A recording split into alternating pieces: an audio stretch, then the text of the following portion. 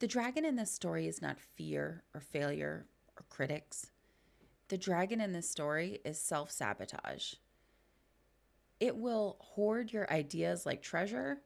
It convinces you they're safer if no one sees them. And then it keeps you stuck in one place. So, this episode, we're talking about what happens when you don't choose to be the dragon and you choose evolution instead.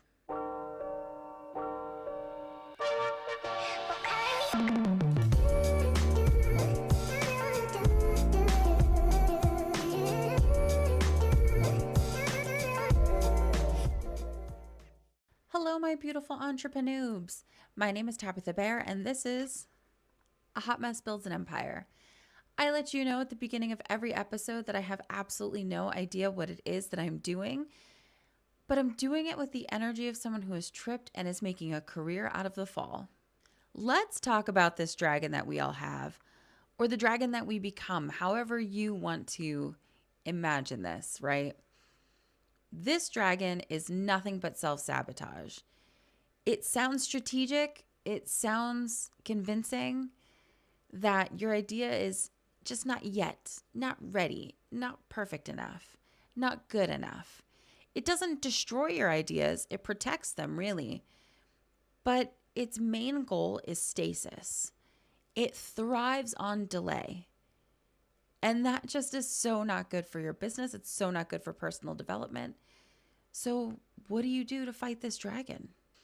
You know, the hoarding from the dragon's perspective just feels like safety, right? Because those ideas feel so powerful when they are untouched. And I've talked about this before in other episodes. When we release ideas out into the universe, they can be ignored, judged, rejected, criticized. They could just be failures, right? And that's all we think about is the negative aspect of what happens when our ideas are released into the wild. So when you have a smog like I do, everything seems like silence is protection. Everything seems like hoarding is the right thing to do because it's not ready yet.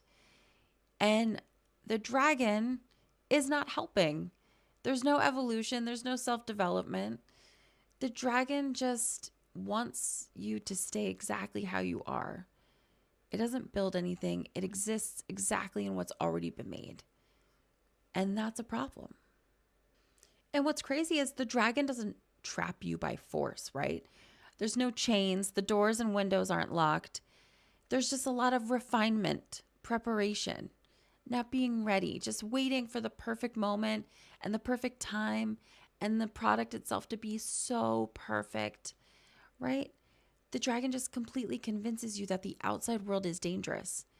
And so you stay. You let your ideas get hoarded. You let your ideas stay silent. And then there's the night.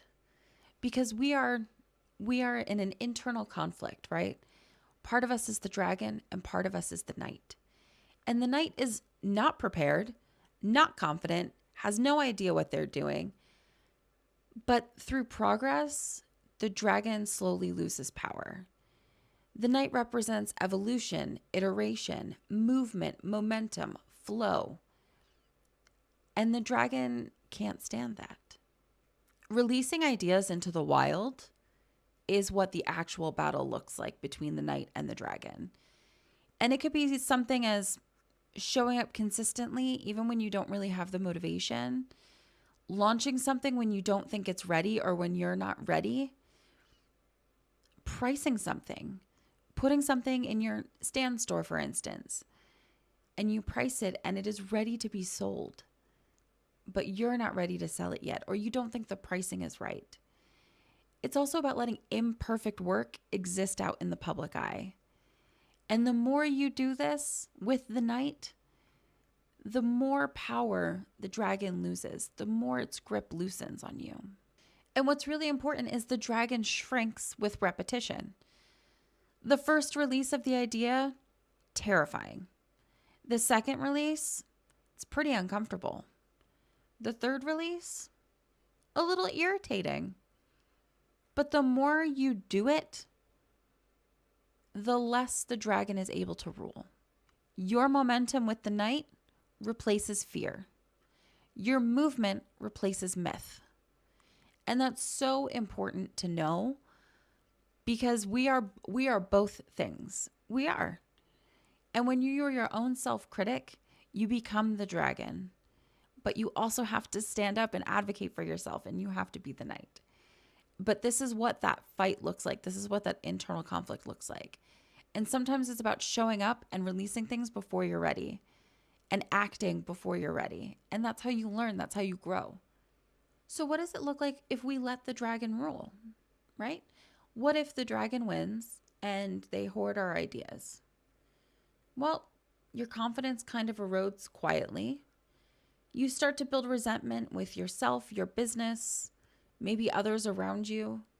There is a delay in your future. And that sucks. It really does.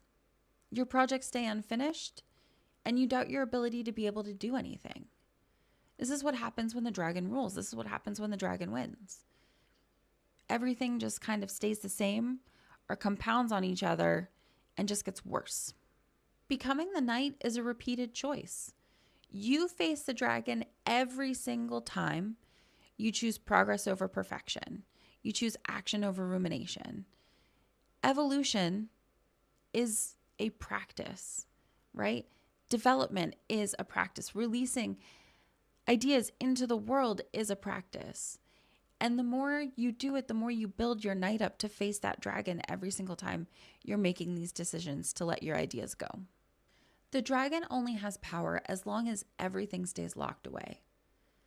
And when you release an idea, when you take a step, when you let work be imperfect publicly, it weakens it.